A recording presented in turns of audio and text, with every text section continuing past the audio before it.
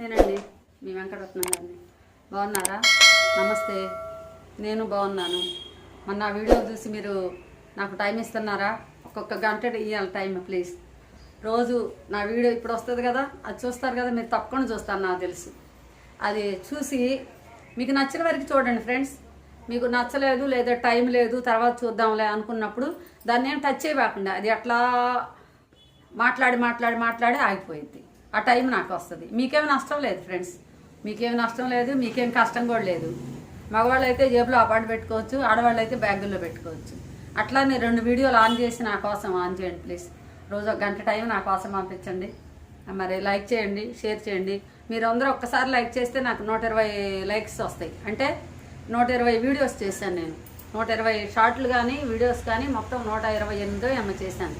అవి మొత్తాన్ని ఒక్కసారి ఆన్ చేసి లైక్ చేశారనుకోండి, ఒక్కొక్కరి తరపున 128 అంటే 130 వస్తాయి. ఓ బోలెడవుతాయి లైక్స్. నాకు కొంచెం మానిటైజేషన్కి మీరు హెల్ప్ చేసిన వాళ్ళు అవుతారు. కొంచెం కాదు, బాగా హెల్ప్ చేసిన వాళ్ళు అవుతారు. ఈ కృషి అంతా మీదే అనుకోండి. జస్ట్ నేను ఊరికి అట్లా పెర్ఫార్మెన్స్ వరకే. సపోర్ట్ చేయండి ఫ్రెండ్స్, మీ రుణం ఉంచుకోను. సరేనా? సరే, పాఠంలోకి వెళ్ళిపోదాం. నగరగీతం మొదలుపెట్టాం ఫ్రెండ్స్. నగరగీతంలో ఫస్ట్ ఉన్ముఖీకరణ చెప్పాను. న్యాచురల్గా ఉంటుందని ఇక్కడ ఒక మా స్టూడెంట్ని ఇంకా మా అత్తగారిని పెట్టి ఇంట్లో జరిగే విషయాలే, ఇంకా బయట నుంచి ఎక్కడో తేటానికి కుదరదు. మనకి పాఠాల్లో చెప్పడం కన్నా న్యాచురల్గా అయితే బాగుంటుందనే ఉద్దేశంతో ఇట్లా పెట్టడం జరిగింది. ఇది కూడా అందరికీ ఈజీగా అర్థమవుతుందని అలా పెట్టేశాను. సరే, ఇక ఇప్పుడు పాఠంలోకి వెళ్ళిపోతే ఇక్కడ మనకి తమ్నైల్లో ఇచ్చినట్టు ఏమి ఇచ్చాను? దృష్టిని బట్టి సృష్టి గోచరిస్తుంది. దృష్టిని బట్టి చూడండి ఫ్రెండ్స్, నా బోర్డు మీద రాస్తే మాకు అల్లరి స్టూడెంట్ ఒకటి ఉంది, తుడిపేశారు. దృష్టిని బట్టి అంటే నువ్వు చూసే విధానాన్ని బట్టి, దృష్టిని బట్టి సృష్టి గోచరిస్తుంది.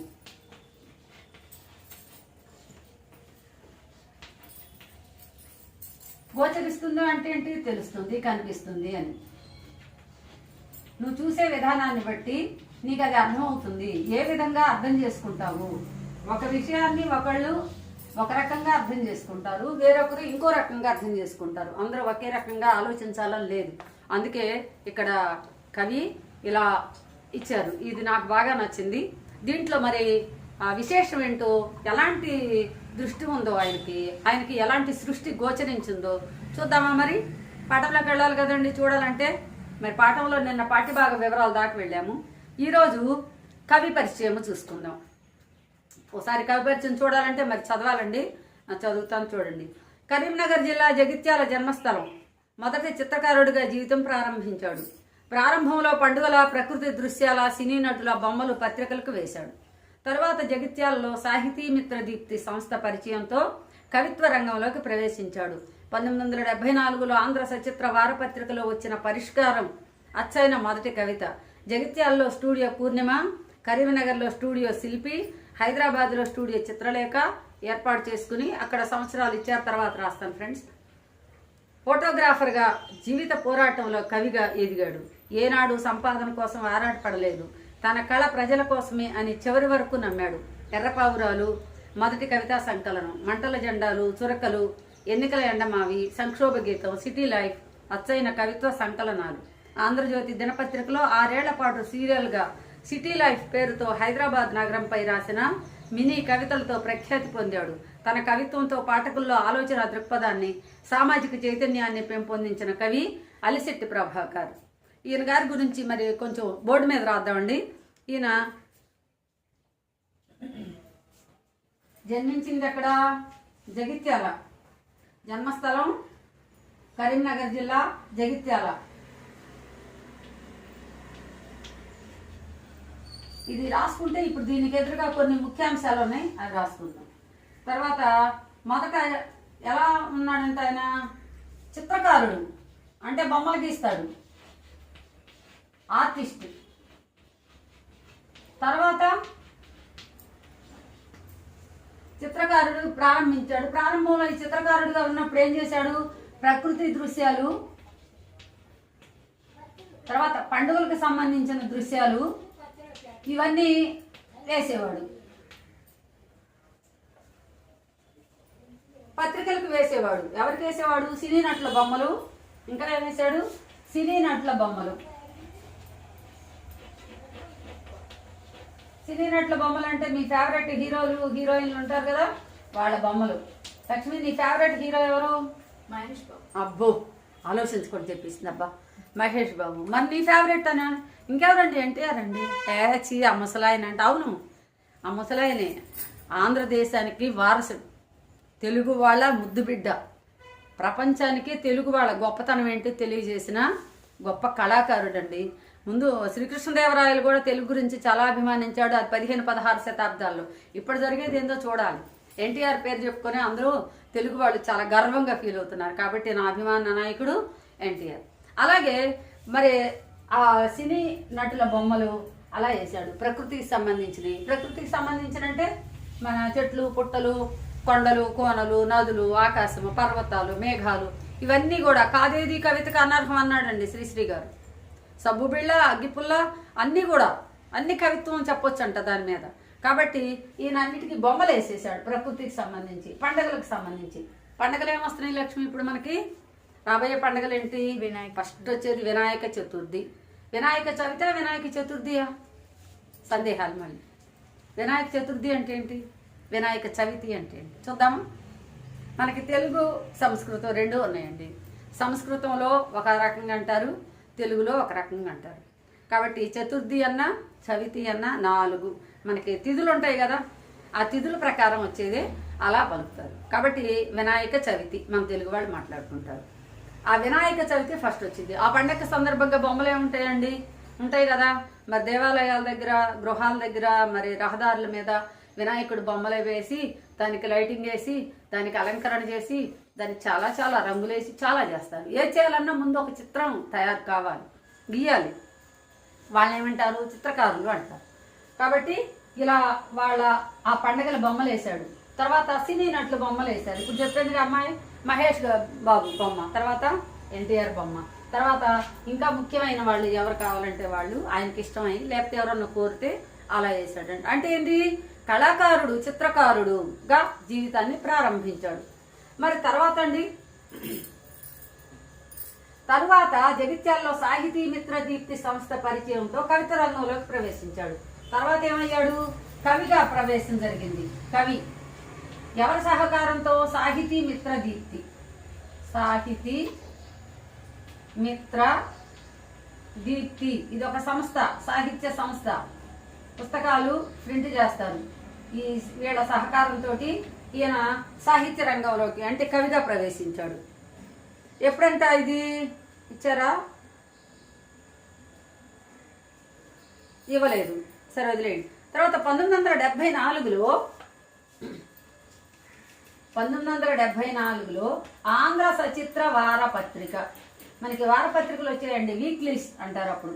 వీక్లీస్ కాదండి, ఆంధ్ర సచిత్ర వారపత్రిక. సచిత్ర అంటే చిత్రంతో సహా ఉంటుందని. సచిత్ర వారపత్రిక. వారపత్రిక అంటే వారానికి ఒకసారి వస్తుంది. మనకి రోజు వచ్చే పత్రికలు ఏమైనా ఉన్నాయా లక్ష్మి? రోజు పత్రికలు రావా? వస్తాయి. ఏమంటారు దాన్ని? రోజుని దినము అంటారు. దినం అంటే రోజు అండి, దినం అంటే అదినం అని కాదు. దినపత్రికలు రోజు వస్తాయి. వారానికి వస్తే వారపత్రికలు, 15 రోజులకు ఒకసారి వస్తే పక్షపత్రికలు, నెలకోసారి వస్తే మాసపత్రికలు, మరి సంవత్సరానికి వస్తే వార్షిక. అంటే వర్షం అంటే సంవత్సరం అని, వర్షం అని. కాబట్టి ఇట్లా ఆంధ్ర సచిత్ర వారపత్రిక అని వారానికి ఒకసారి వచ్చేది. ఆ పత్రికలో ఆయన ఏం రాశారో చూద్దాం. ఫస్ట్ ఒక కవితా సంకలనం, పరిష్కారం అనేది కవిత. పరిష్కారం ఫస్ట్ మొట్టమొదట అచ్చయింది ఆంధ్ర సచిత్ర వారపత్రికలో. పరిష్కారం అచ్చైన మొదటి కవిత. ఏంటంటే కవిత, బొమ్మలు కాదు. ఇలా అయిపోయిందా? తర్వాత అచ్చైన మొదటి కవిత జగిత్యాల్లో. ఇక ఇప్పుడు కవిగా ప్రారంభించాడు కదా. ఫస్ట్ చిత్రకారుడు, ప్రకృతి బొమ్మలు, సినీ నటుల బొమ్మలు, పండుగల బొమ్మలు వేశాడు. ఆ తర్వాత సాహితీ మిత్ర సంస్థ దీప్తి, సాహితీ మిత్ర దీప్తి అనే సంస్థ, సాహిత్య సంస్థ తరపున కవితా రంగంలోకి ప్రవేశించాడు. కవిత్వం రాశాడు. దాంట్లో మొట్టమొదట ఒక కథ, ఒక కవిత అచ్చయింది. అచ్చయితేనండి ఎన్నో రాస్తారు, కానీ అది గుర్తింపు దొరకాలి కదా. ఆంధ్ర సచిత్ర వారపత్రికలు వాళ్ళు ఏం చేశారంటే ఈ కవితని చేశారు. దీన్ని పరిష్కారం అని పేరు పెట్టుకున్నాడు ఆయన. అది ఇప్పుడు కవిగా ప్రసిద్ధి చెందాడు. ఇక కవి అయిన తర్వాత ఇప్పుడు అసలు ఇక్కడ సృష్టిని బట్టి దృష్టి గోచరిస్తుంది అనేది తమ్నైల్గా ఇచ్చానండి. మీకు ఇందాక ఎక్స్ప్లెయిన్ చేసా, ఇప్పుడు రబ్ చేస్తున్నా. ఇప్పుడు చూడండి, ఇక చిత్రకారుడుగా అయిన తర్వాత స్టూడియోలు నిర్మాణం చేశారు. స్టూడియోలు అంటే పద్మాలయ స్టూడియోనా? పద్మాలయ స్టూడియో ఎవరిది లక్ష్మి? కృష్ణాది. కృష్ణ మహేష్ బాబు వాళ్ళ నాన్న ఉన్నారే, ఆయన పద్మాలయ స్టూడియో కట్టించారు. ఇంకెవరు స్టూడియోలో ఉన్నా చెప్పు? Ramoji film studio. రామోజీ, ఈనాడు రామోజీరావు గారు అందరి కోసం కట్టించారు. సినిమా రంగం కోసమే కట్టించారు. అది అందరూ వాడుకొని దానికి అద్దిస్తారు. తమ సొంతగా కట్టించుకున్నారు, అద్దిచ్చే పని లేకుండా. అన్నపూర్ణ స్టూడియోస్ ఎవరు కట్టించారు? నాగేశ్వరరావు. అక్కినేని నాగేశ్వరరావు గారు వాళ్ళ భార్య పేరు పూర్ణ పేరు మీదుగా, అన్నపూర్ణ గారి పేరు మీదుగా కట్టించారు. మరి రామానాయుడు బహుభాషా కోవిదుడు. ఆయన కూడా మంచి మంచి సినిమాలు తీశాడు, చాలా పేరు. ఆయనకి స్టూడియో ఉంది. ఎస్పి సురేష్ ప్రొడక్షన్స్ అనే పేరు పెట్టుగా ఆయన తీశాడు. పాత సినిమాలకు ఉన్నాయండి ఏవిఎం వాళ్ళది ఆ స్టూడియో, వాహిని స్టూడియో అనండి. ఇట్లా మెడ్రాస్లో ఉన్నాయి ఆ స్టూడియోలన్నీ. మన హైదరాబాద్ వచ్చేసరికి ఇక్కడ అన్నపూర్ణ స్టూడియోస్ ఫస్ట్. అసలు వాళ్ళని మర్చిపోయాం. నాగేశ్వరరావు గారు, అక్కినేని, ఏది అన్నపూర్ణ స్టూడియో. అసలు పెద్ద ఆయన ఉన్నారండి, ఆయన మర్చిపోయాం. రామకృష్ణ సినీ స్టూడియోస్, ఆయన ఎన్టీ రామారావు గారు. ఇలా స్టూడియోలు కట్టించుకున్నారు. కారణం ఏంటి? వాళ్ళ సినిమాలు షూటింగ్ తీసుకోవడం కోసం కావాలి కదా ఒక ప్రదేశాలు, అందుకని కట్టించుకున్నారు. మరి ఈయన స్టూడియోలు తీశాడంట, కట్టించుకున్నాడు. ఎక్కడెక్కడ ఏ సంవత్సరంలో ఏం పేర్లు పెట్టారు, చాలా ఇంపార్టెంట్. 2 మార్కుల క్వశ్చన్ పబ్లిక్లో ఖచ్చితంగా వస్తుంది. రాకపోతే నాకు ఫోన్ చేసి చెప్పండి, మేడం గారు మీరు చెప్పిన క్వశ్చన్ రాలేదని. మీకు పేపర్ కూడా ఇస్తాను నేను, మోడల్ పేపర్ కూడా, ఏమేమి క్వశ్చన్లో తరచుగా వస్తున్నాయో కూడా చెప్పిస్తాను. కాబట్టి ఖచ్చితంగా కవి పరిచయం ఈరోజు చూసి నేర్చుకోండి. ఏ కట్టించాడో చూద్దాం. జగిత్యాలలో కట్టించాడు ఫస్ట్. జగిత్యాల వాళ్ళ ఊరు అన్నాం కదా, కాబట్టి పుట్టినోళ్ళ ముందు కట్టించాడు. జగిత్యాలలో ఏం కట్టించాడు? స్టూడియో పూర్ణిమ. 1900 జగిత్యాల స్టూడియో పూర్ణిమ 1976లో, జగిత్యాలలో 1976లో స్టూడియో పూర్ణిమ కట్టించాడు. రాసుకోండి ఫ్రెండ్స్, బాగా గుర్తుంది. పూర్ణిమ.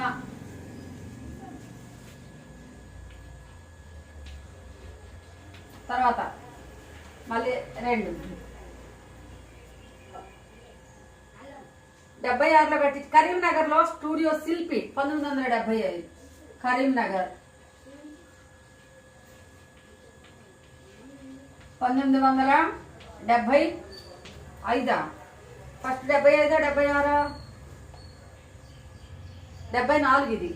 సారీ, ఇది 74. ఒక సంవత్సరం తర్వాత, సంవత్సరమే వాళ్ళ ఊళ్ళో ఉన్నాడు చేశాడు.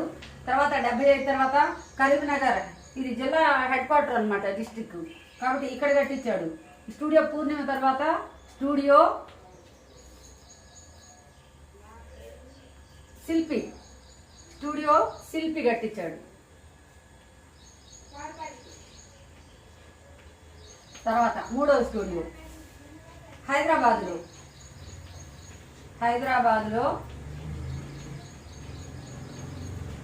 ఇది ఎప్పుడు 1985. అంటే చాలా సంవత్సరాలు అక్కడే చేశాడు. 1983 దాకా, 83లో కట్టించాడంటే 75 నుంచి 83 వరకు. బాబా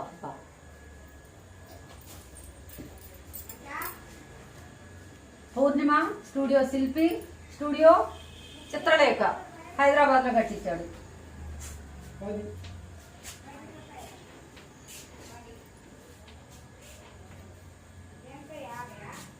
చిన్నగా మాట్లాడు.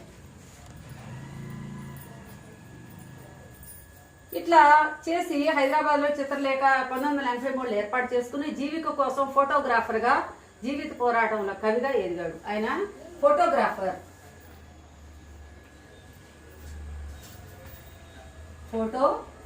గ్రాఫర్ అంటే ఫోటోలు తీస్తాడు. ఇంకా కవి, రెండవ ముఖ్య లక్షణం కవి. కవి కవితలు రాస్తాడు. ఆ కవితలు రాస్తేనే దాంట్లోనే మన ఈ పాఠము సిటీ లైఫ్. ఇక సిటీ లైఫ్ పేరు తర్వాత మరి కవి అన్నప్పుడు ఏమేమి రాశాడు? ఎర్రపావురాలు మళ్ళీ 1978 అంటే దీనికి స్టూడియో కట్టక ముందు ఈ మధ్యలో రాశాడు. 1978లో ఎర్రపావురాలు. అప్పుడు విప్లవాత్మక సినిమాలు వచ్చినాయండి. మాదాల రంగారావు గారని ఈ కమ్యూనిస్ట్ పార్టీ తరఫున చాలా సినిమాలు తీశారు. ఎర్రపావురాలు, ఎర్ర జెండాలు, ఈ ఈ చరిత్ర ఏసిరాతో. మేమంతా 1971 నుంచి 1982 వరకు మా ఇంటర్మీడియట్ నుంచి డిగ్రీ జరిగింది. అదే వయసు అనమాట ఈయన కూడా. ఈయన వాటిలో పార్టిసిపేట్ చేశాడు అనుకుంటా. ఈ రాశాడు. ఇక్కడ ఎర్రపావురాలు, తర్వాత మంటల జెండాలు, మొదట కవితా సంకలనం అంట. మంటల జెండాలు చురకలు 1979లో మంటల జెండాలు చురకలు పేరులోనే ఉంది. కొద్దిగా ఆవేశపూరితంగా ఉండేవి. ఇలా ఇవన్నీ కవితా సంకలనాలు. అంటే కవిత్వం రాసి ఒక పుస్తకంలా చేసేసాడు ఒకే కవి. చేసిన వాటిని కవితా సంకలనాలు అంటారు. తర్వాత ఎన్నికల రక్తరేఖ 85లో 1985లో రక్తరేఖ.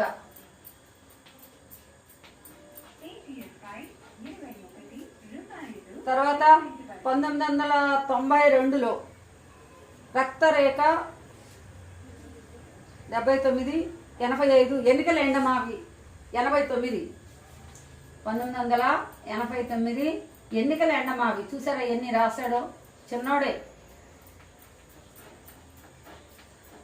ఈ రాసేటప్పటికి చిన్న వయసులోనే ఉన్నాడు. పాపం చనిపోవటం కూడా తక్కువ కాలంలోనే చనిపోయాడు. ఎన్నికల ఎండమావి, సంక్షోభ గీతం 1980 తర్వాత సంక్షోభ గీతం 1990 ఇక్కడ రాసుకుందాం. 1990లో సంక్షోభ గీతం. ఇక తర్వాత రాయలేదు ఈయన, పాపం చనిపోయాడు. సంక్షోభ గీతం.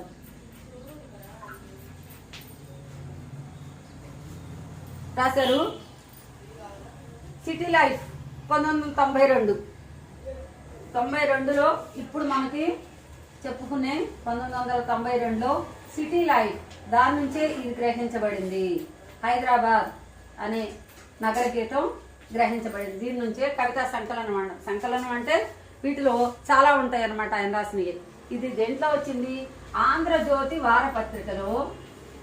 ఆంధ్ర బోర్డు రబ్ చేయట్లేదండి, ఎందుకంటే ఒకసారి చూసుకుంటారు. ముఖ్యమైనది కష్టపడి రాశాను, మీరు కూడా రాసుకోండి ఏదన్నా వీడియో ఆన్ చేసి ఒకసారి. ఆంధ్రజ్యోతి వారపత్రికలో, వారం అంటే ప్రతి వారం వస్తుంది.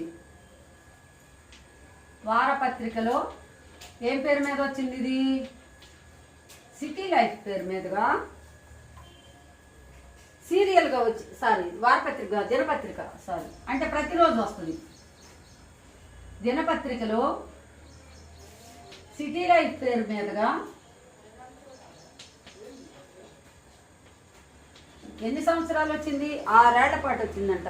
సిటీ లైఫ్ పేరుతో హైదరాబాద్ నగరంపై రాసిన, ఇప్పుడు ఇది ఏ నగరంపై రాశారు? ఇది హైదరాబాద్ నగరము. ఇక్కడ నగర గీతం అంటే ఏదని? హైదరాబాద్ నగరంపై రాసింది. ఎన్ని సంవత్సరాలు వచ్చింది? 6 సంవత్సరాల పాటు ధారావాహికంగా వచ్చింది. ఇది 6 సంవత్సరాల పాటు సిటీ లైఫ్ అనే పేరుతో హైదరాబాద్ మీద రాసిన, ఆంధ్రజ్యోతిలో రాయబడిన ఈ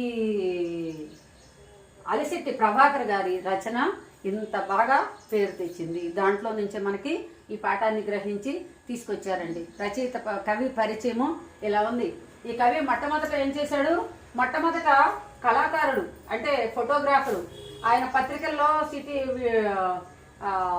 ప్రకృతికి సంబంధించిన బొమ్మలు అవన్నీ రాసేవాడు. తర్వాత స్టూడియోలు నిర్మాణం చేశాడు. ముందు సాహితీ మిత్ర దీప్తి అనే సంస్థ తరపున ఆ కవితా రంగంలోకి ప్రవేశించి కవిత్వాలు రాశాడు.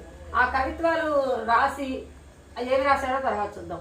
తర్వాత స్టూడియోలు నిర్మాణం చేశాడు. చెప్పాను స్టూడియోలు ఎందుకు చేస్తారు, ప్రముఖ సినీ ప్రముఖులు వాళ్ళ షూటింగ్లు తీసుకోవటం కోసం, వాళ్ళ సినిమాలు కానీ వేరే వాళ్ళ సినిమాలు కానీ తీసుకొని షూటింగ్ తీసుకోవడానికి స్టూడియో తీస్తారు. మరి ఈయన ఎందుకు తీశాడు, ఈయన చిత్రలేఖకుడు, ఈయన అందుకోసమని ఫోటోగ్రాఫరు. ఇక్కడ పేరు పెట్టుకున్నాడు. జగిత్యాల అంటే ఆయన పుట్టిన ఊరు, గ్రామము. జగిత్యాలలో 1974లో స్టూడియో పూర్ణిమ ఏర్పాటు చేశాడు. తర్వాత జగిత్యాల కరీంనగర్ జిల్లాలో ఉంది. 1975లో స్టూడియో శిల్పి పేరుతో నిర్మాణం చేశాడు. తర్వాత హైదరాబాద్కు వచ్చాడు. 1983లో స్టూడియో చిత్రలేఖ అనే పేరుతోటి ఆ స్టూడియోని ఏర్పాటు చేశాడు. అంటే మొత్తం మీద 3 సంవత్సరాల్లో 74, 75, 83 ఈ మధ్య గ్యాప్ వచ్చింది.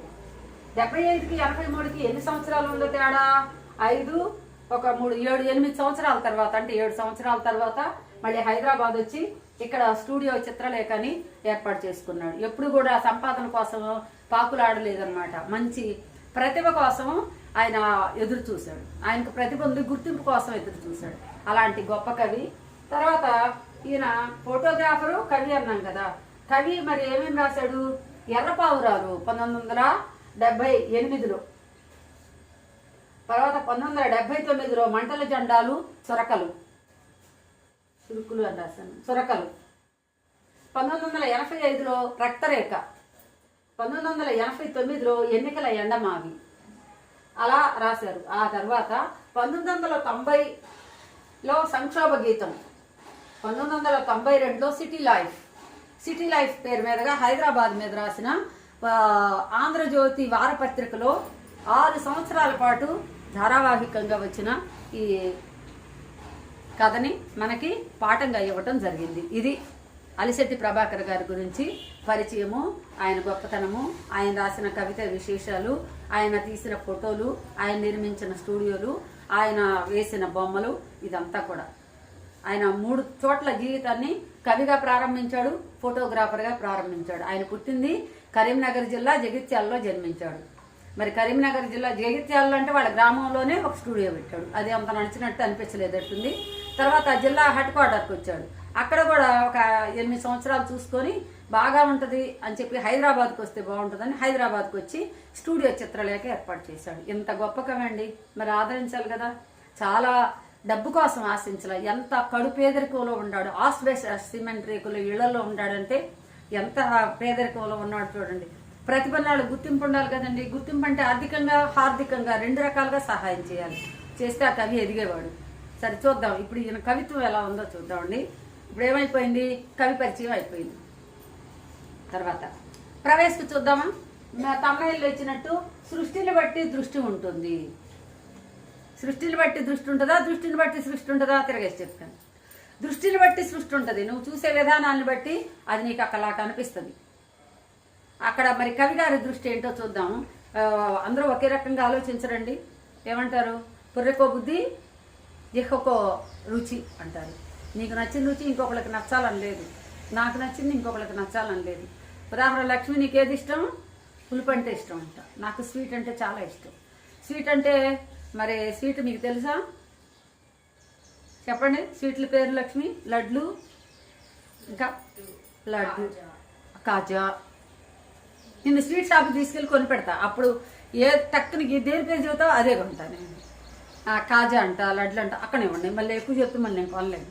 మరి నాకేమి ఇష్టమో తెలుసండి, నాకు అన్నీ ఇష్టమేనండి. స్వీట్ ఇష్టమని స్వీట్ తెచ్చి పెట్టింది మా అత్తయ్య, తింటాను. అబ్బా స్వీట్ తిన్నా కదా, హాట్ తినాలి కానీ మళ్ళీ హాట్ బూందీలు అయ్యి మిక్చర్ అవి తెచ్చిపెట్టి, హాట్ తిన్నా మళ్ళీ కారంగా ఉంది, మళ్ళీ స్వీట్ కావాలి, మళ్ళీ స్వీట్ తింటాం.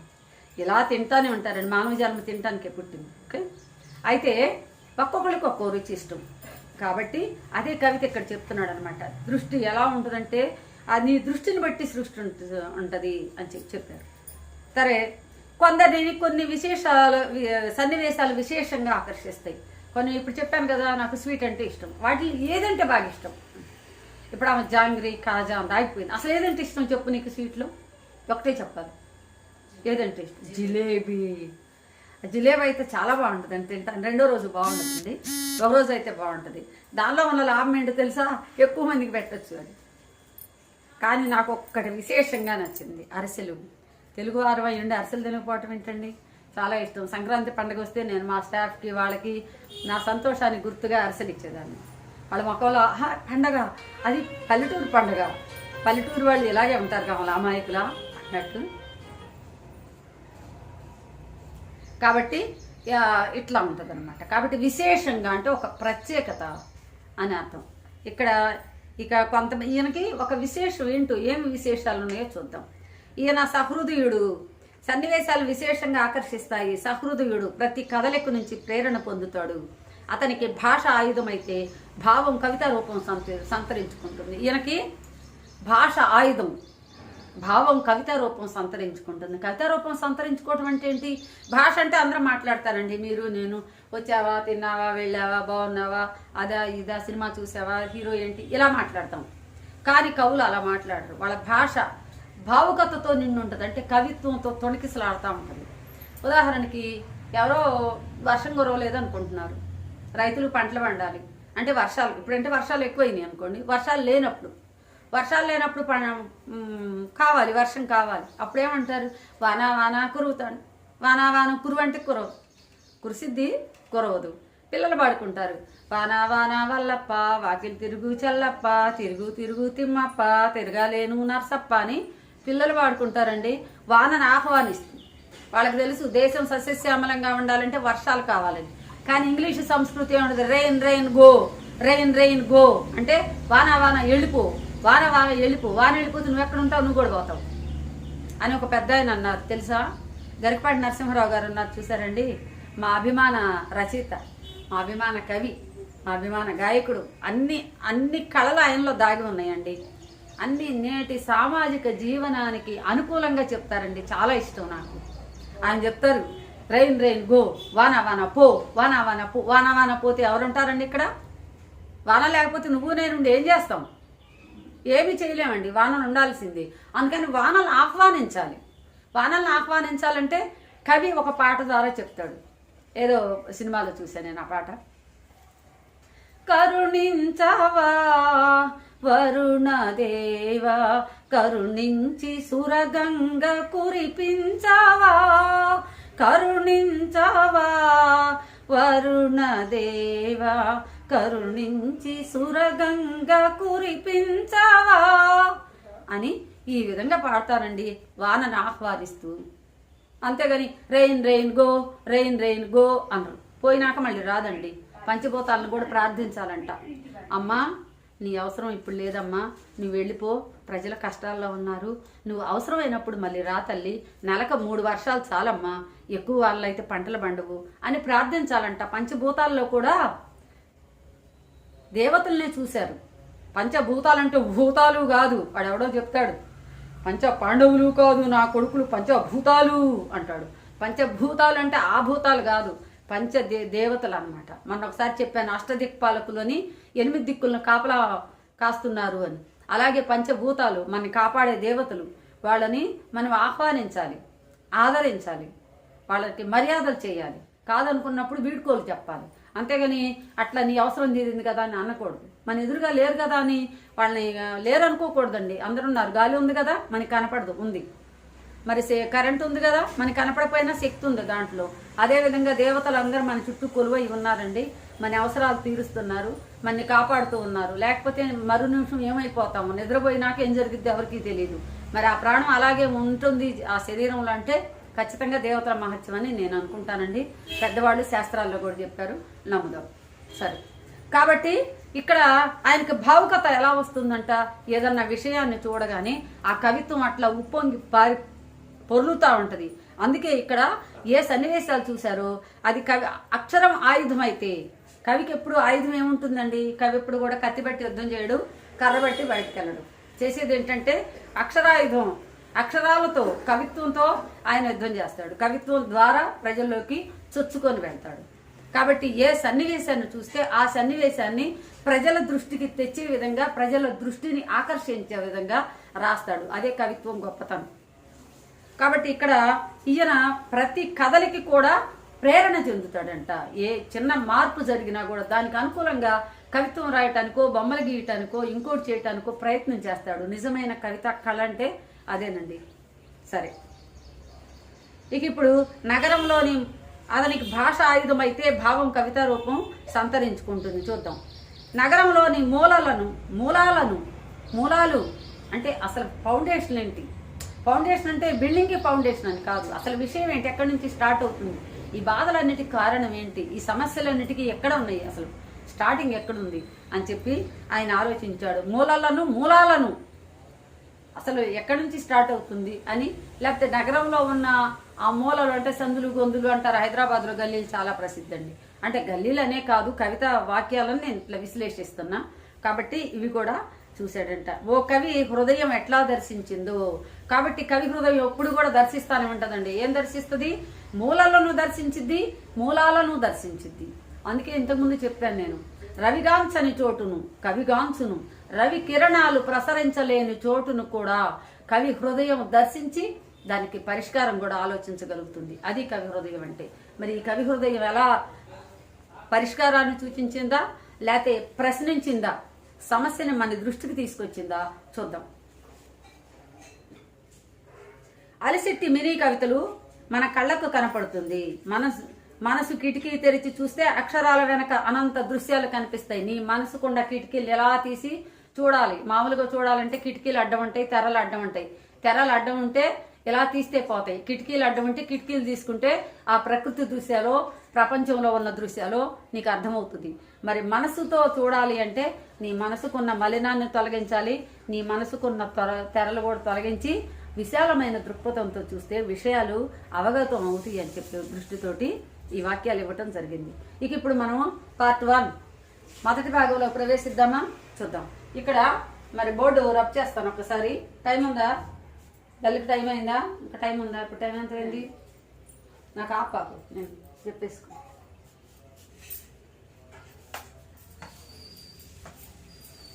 ఇవన్నీ మీకు వచ్చేసినాయి అనుకుంటున్నాను ఫ్రెండ్స్. ఈ పిల్లలు ఇంకొక 10 నిమిషాల్లో లెసన్ ఏనండి అమ్మా. ఈ పార్ట్ 1లో ప్రవేశించి కొంచెం చెప్పుకుందాము. ఆ తర్వాత రేపు మరి లేకపోతే లెసనే చాలా రోజులు పట్టింది. తర్వాత చదువుకోవటానికి వాటికి టైం ఉండదు. చూద్దాం.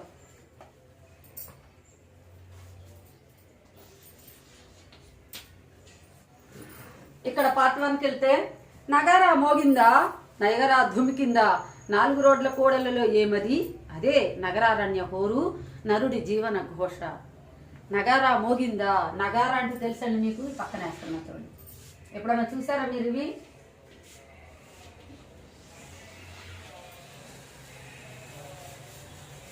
పెద్ద డ్రమ్ ఉంటుందండి. దీనికి ఈ రాజులు కానీ పెద్ద పెద్ద స్కూళ్ళల్లో కానీ ప్రేయర్ జరిగేటప్పుడు కానీ ఈ డ్రమ్స్ కొడుతుంటారు. దీన్ని ఏమంటారంటే నగారా అంటారు తెలుగులో. అయితే దీన్ని బ్యాండ్ మేళం దగ్గర అక్కడ వాడతారు.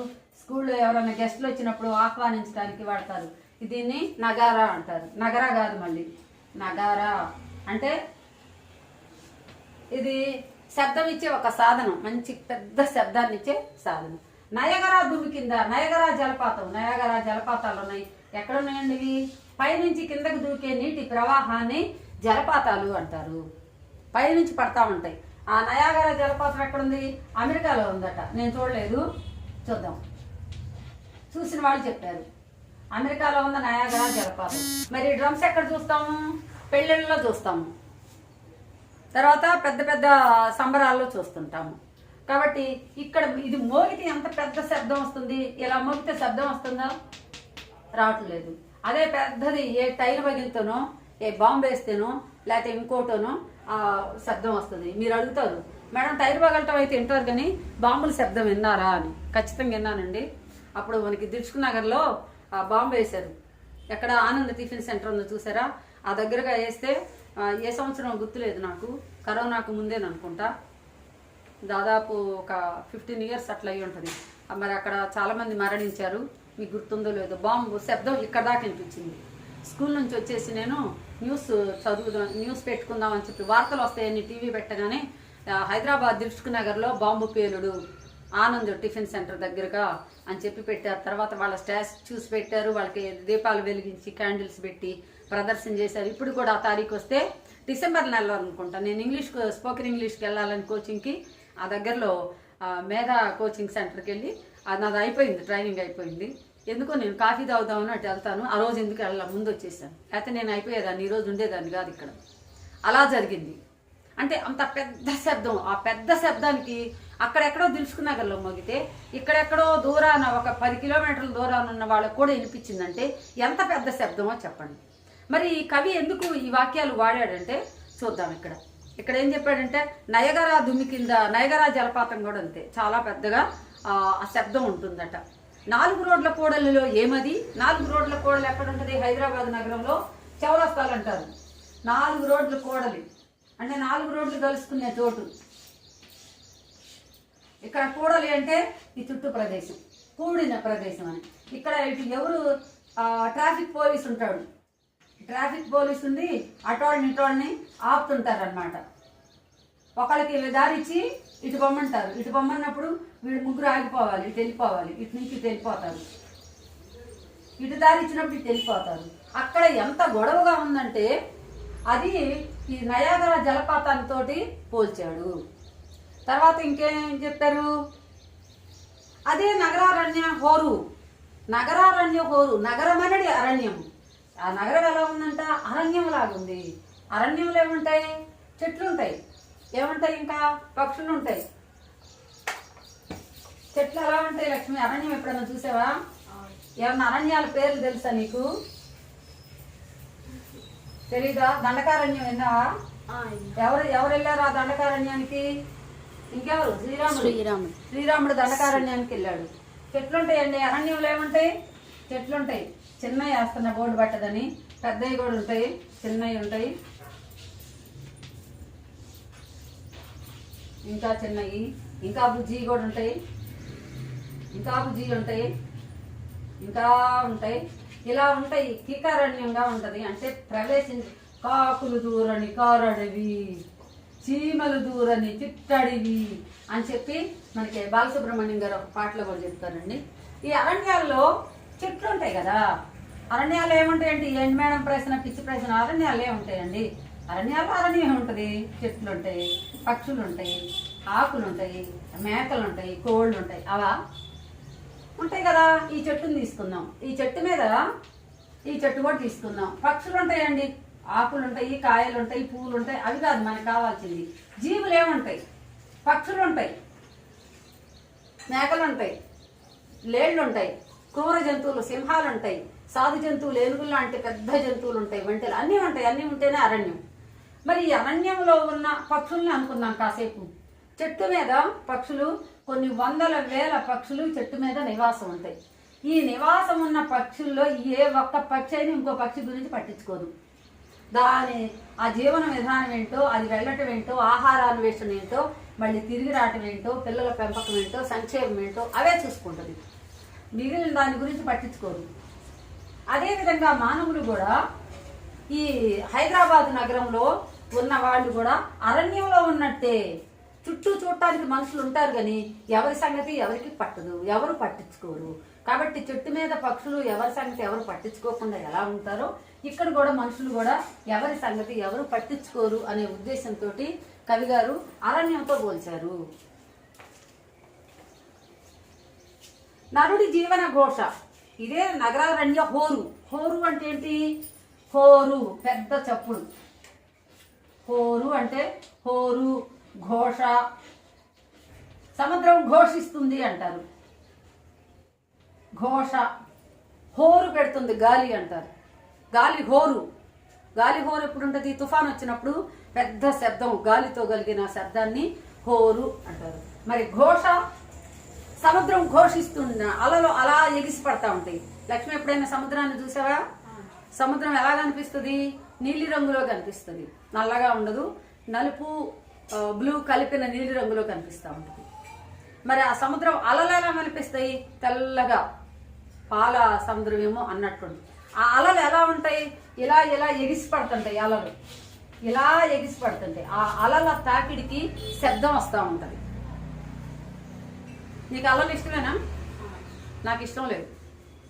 పద్దాకల శబ్దం వస్తుంది, నాకు ఇష్టం లేదు అంటే నవ్వారంటే ఎవరు? అసలు అలలు లేకపోతే అది సముద్రమే కాదు. కాబట్టి ఆ అలల శబ్దానికి మాటలు వినిపించవు. మామూలుగా పిలవాలంటే లక్ష్మి ఇలారా అనగానే వచ్చేసిందా. అట్లా కాకుండా అదే సముద్ర పొడ్డున ఉంటే ఎలా పిలవాలి? ఓ లక్ష్మి రా రా రా. ఇక్కడ ఎందుకు పోల్చాడు కవి అంటే, ఇక్కడ ఉన్న ప్రజలు కూడా అంత శబ్దాల మధ్య బతుకుతున్నారు. వాళ్ళు ఏం మాట్లాడుతున్నారో పక్క వాళ్ళకి అర్థమయ్యే పరిస్థితి లేదు. ఎందుకంటే జనాభా విపరీతంగా పెరిగిపోయింది. ఒక పక్క వాహనాలు, ఒక పక్క ఈ మనుషులు, ఒక పక్క వేరే శబ్దాలు, ఫ్యాక్టరీ మూతలు, ఇలాంటివి కలిపి మొత్తం కూడా ఒక హోరు లాగా ఉంది, ఒక ఘోష లాగా ఉంది. ఇదే మానవుడి జీవన ఘోష, జీవనం కోసం చేసే ప్రయత్నం అలా ఉంది అని చెప్పి కవి వివరిస్తున్నాడు. ఇక తల్లివడి లాంటి పల్లెల్ని వదిలి ఇంకో పాట చూద్దాము. తల్లివడి లాంటి పల్లెల్ని వదిలి ఎక్కడికి వచ్చారంట? ఇనపెట్టెల్లాంటి పేద రైతులు, ఇనపెట్టెల్లాంటి ఊపిరాడని మీ బతుకులు అంటే కవి తిడుతున్నాడండి. ఇక్కడ రెండో దాంట్లో రెండో స్టాండ్స్ అంటారే భాగం, ఆ రెండో భాగంలో ఏమంటున్నాడు? తల్లి పల్లెటూరు ఎలా ఉంటుందంట? కన్న తల్లి వడి లాంటిదంట. కన్న తల్లి వడి, ప్రతి పసిపాప కూడా తల్లి వడిలోనే పెరుగుతారు. మరి ప్రతి రైతుకి ప్రతి బిడ్డకి కూడా అక్కడ పల్లె తల్లి వడి. అలా పల్లె ఒడిలో హాయిగా బ్రతికిన ఆ రైతులు, పేదవాళ్ళు అయితేనేగా వచ్చేది, పేద రైతులు ఎక్కడికి వచ్చారంట? పట్టణంలో ఇనప బీరువాలు ఇవి ఉంటాయండి, చాలా స్ట్రాంగ్గా ఉంటాయి, ఎవరికి అలివిగా ఇవి. దీంట్లో నగలు, నాణ్యాలు, బంగారము, వెండి, రాగి, ఇత్తడి పెట్టుకోరులేండి. అలాంటి మళ్ళీ ముఖ్యమైన పేపర్లు, ఇప్పుడు ఏవైతే మీరు బ్యాంకుల్లో లాకర్లో పెడుతున్నారో అవన్నీ ఒకప్పుడు పల్లెటూరులో, ఇప్పుడు కూడా కొన్ని గృహాల్లో ఉన్నాయి, మా ఇంట్లో కూడా ఉంది, భోషణం ఉంది. అవి అన్నీ కూడా లోపల పెట్టేస్తాం. ఆ భోషణం ఉందంటే మేడం మీకు చాలా ఆస్తి ఉందా అని కాదు, అది గుర్తుగా, పెద్దల గుర్తుగా మేము అలా ఉంచుకున్నాము. అయితే ఇది ఇక్కడ ఎందుకు వాడారు అంటే, ఇనపెట్టెల్లాంటి, దీన్ని ఏమని పిలుస్తారంటే ఇనపెట్టె.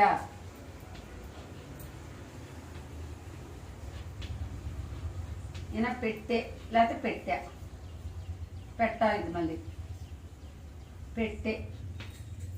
ఈ ఇనపెట్టె అంటారు. ఇది అచ్చంగా ఇనుముతోనే తయారైందండి, చాలా మందంగా ఉంటది. ఒకళ్ళకి రావాలంటే రాదు. ఇది చాలా ఇక్కడ ఉంది.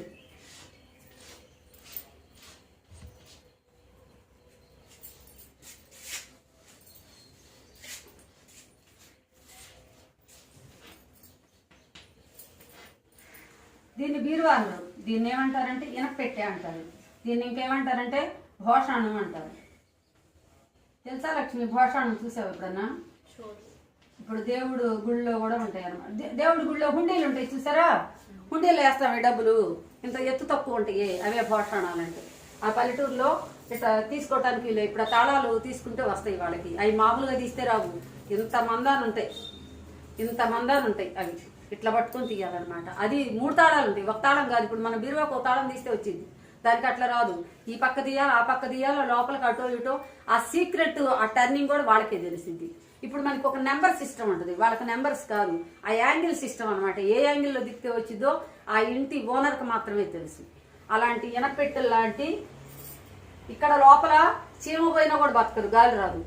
దోమలు అసలు బాగానే పోవు, దోమలు పోయినా చీమలు పోయినా చచ్చిపోతాయి, లోపల గాలి రాదు. అలాంటి కష్టమైన ఆ పెట్టెల్లో అక్కడ పెట్టేవాళ్ళు భద్రత కోసం. ఒకసారి ఏం జరిగిందంటే, పల్లెటూరులో ఇంట్లో దొంగలు పడి ఆ ఇంటి తాళాలు పగలు కొట్టుకొని లోపలికి వచ్చేసారు.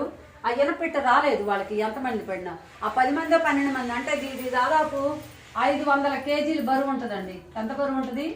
500 కేజీల బరువు ఉంటుంది. అంత బరువాటి దాన్ని అంటే తక్కువ అనుకోవచ్చు, 500 కేజీలు అంటే స్టార్టింగ్ కావచ్చు.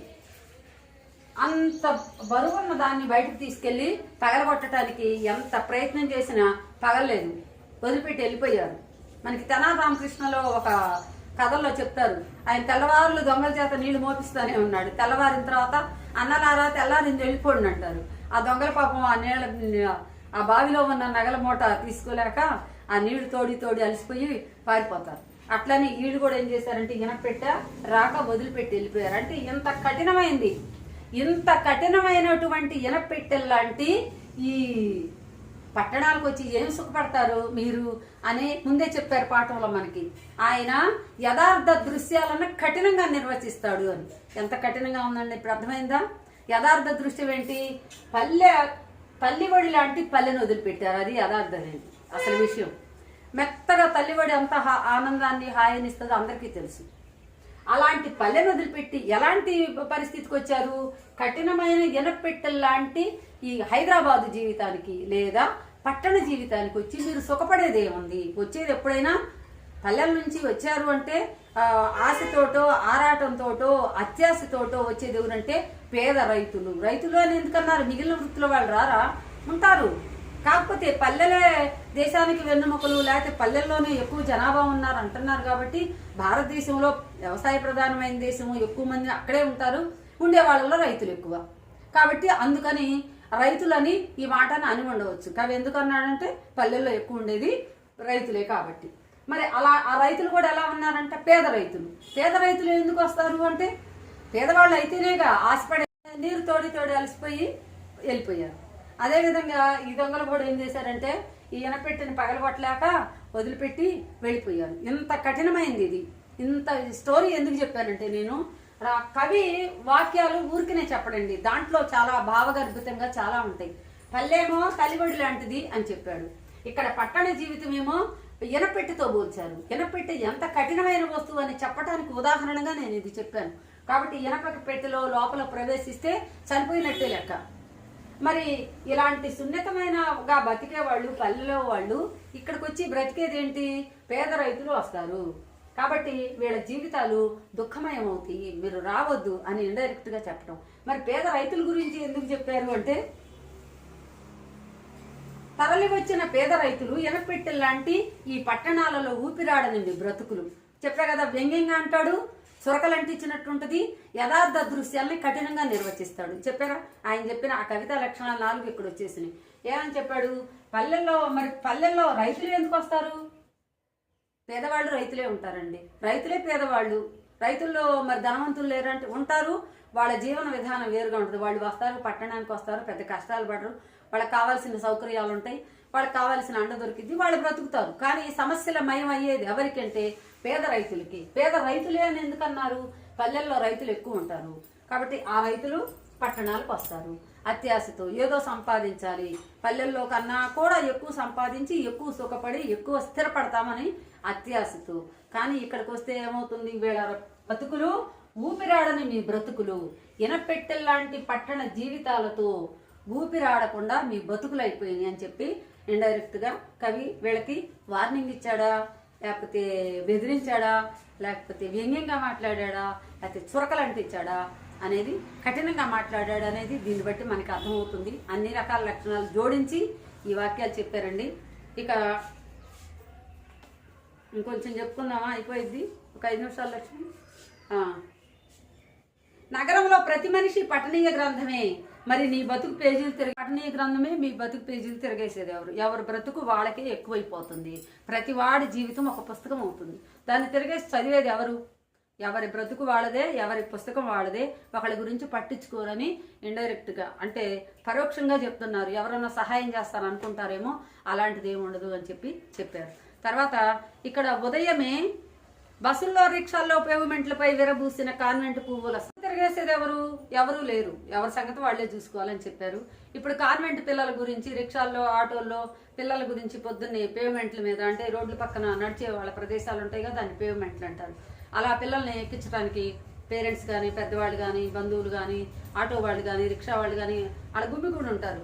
అప్పుడు పిల్లలు మాట్లాడుకునే మాటలు ముద్దుగా చాలా వినటానికి బాగుంటాయి అన్నమాట. చిన్నపిల్లల మాటలు ఎలా మాట్లాడినా బాగుంటుంది. మా బంధువులు అమ్మాయి ఒక అమ్మాయి ఉంటుంది, కిందకి వెళదామా సాన్వి అంటే కింద నీచే ఎండ ఉంది అంటది. నీచే ఎండ ఉంది ఏంది? సగం హిందీ సగం తెలుగు.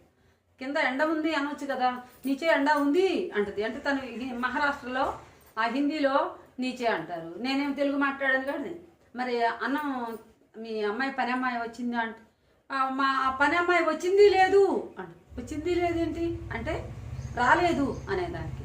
అంటే పిల్లలు ఎలా మాట్లాడినా కూడా బాగుంటుందండి. అట్లా దాన్ని పుప్పొడితో పోల్చాడు కవి.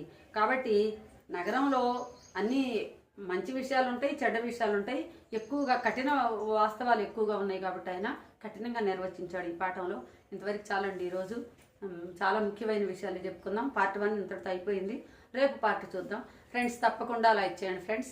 నా వీడియోలు మొత్తం ఒక్కసారి అట్లా టిక్ టిక్ టిక్ టిక్ నా లైక్స్ కొట్టండి. మొత్తం 120 లైక్స్ వస్తాయి నాకు. తర్వాత ఒక 2 వీడియోలు ఆన్ చేసి నా కోసం ఉంచేయండి. ఒక గంట టైం నాకు వచ్చింది. ఉంటాను ఫ్రెండ్స్, మీ వెంకటరత్నం. మర్చిపోబాకండి. నమస్తే. ఉండనా మరి, రేపు కలుసుకుందాం. బాయ్.